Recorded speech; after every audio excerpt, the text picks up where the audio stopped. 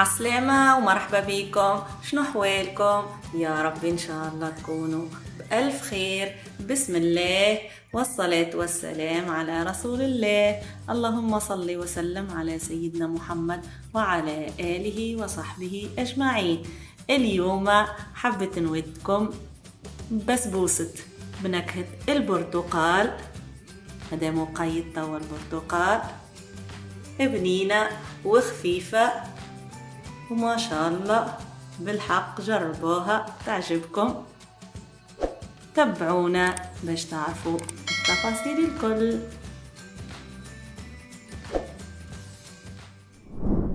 للبسبوسة بالبرتقال نستحقوا كاس ونصف من السميد الرطب، معاه نصف كاس فرينة ونصف كاس سكر حبيبات، كاس عصير برتقال وسعة الكاس 200 مليلتر، ونصف كاس زيت، كعبة ياغورت بنكهة الفانيليا، كعبتين عظم، ساشي خميرة كيميائية وساشي سكر فانيليا وزيت متاع برتقال. وبالنسبة للزينة أنا خذيت كعبة فستق وانتوما كيما تحبوا تزينوا من الفوق.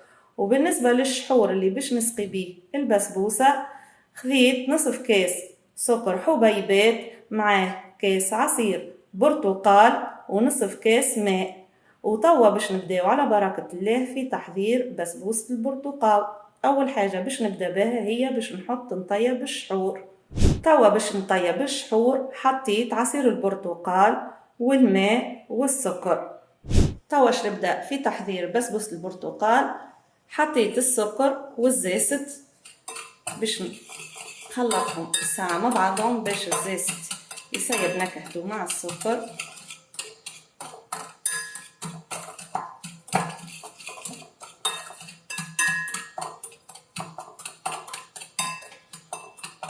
توا نصب العظم، بسم الله، نصب سكر الفانيليا ونخلط المكونات.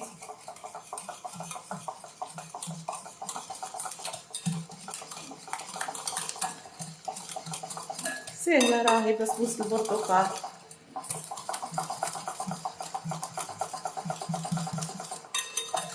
ما نستحقوش لا بطر بالفوي.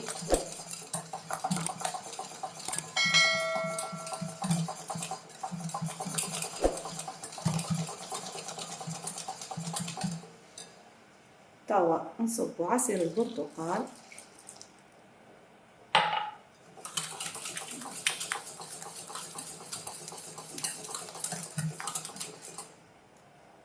ونصب الزيت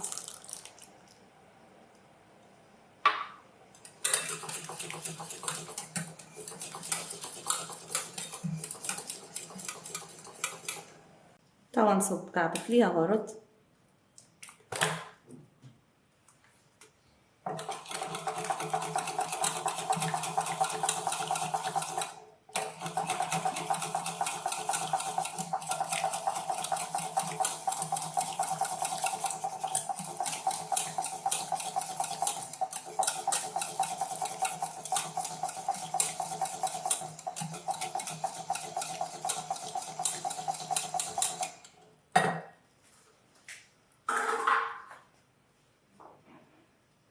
ونصبو توا السميد كما قلت لكم كاس ونصف سميد ونصف كاس فرينة، ونحطو ساشي الخميرة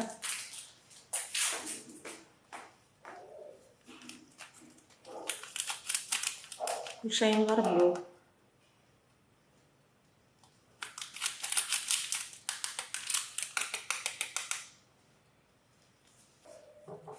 وتوا نخلطو المكونات الكل. وكنت حضرت البلاطو اللي باش نطيب فيه البسبوسة، دهنته بالزبدة ورشيت عليه شوية سميد أرطب، وكنت شعلت الفور. لازمنا نشعل الفور باش يسخن. توا نكمل نخلط البسبوسة باش نصبها في البلاطو. ونسيت ما قلت لكمش على كعبة ملح هكا شوية باش تعدل لنا الطعم. توا نصب البسبوسة.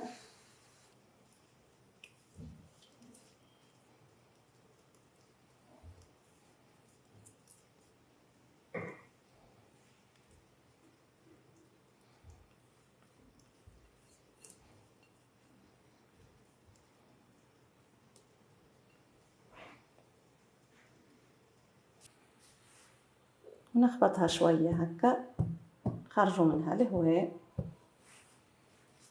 وتوا باش ندخلها للفور تطيب. وتوا خرجت البسبوسة من الفور، ما شاء الله جات منفجة، وشوفوا كوليرها دوري. توا باش نسقاها الشحور وهو بارد، كيف تظل الكيكة سخونة نسقياها الشحور بارد.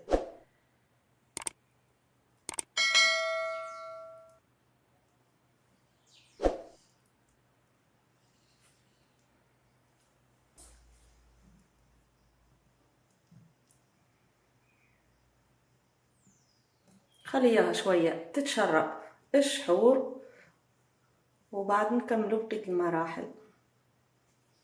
وتوا باش ندهنها بشوية كراميل كنت عملته معاكم في فيديو كيكة البرتقال. هذا هو كراميل باش ندهنها من فوق باش تعطينا كاللقة مزيانة وتعطينا بنة الكراميل البنينة.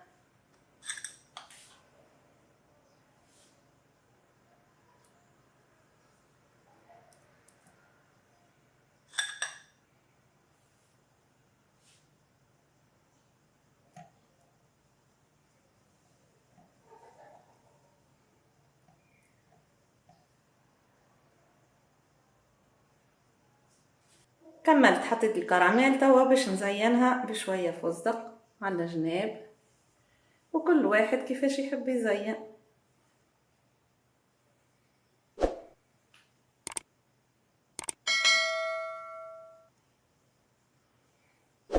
نحطو شوية في الوسط.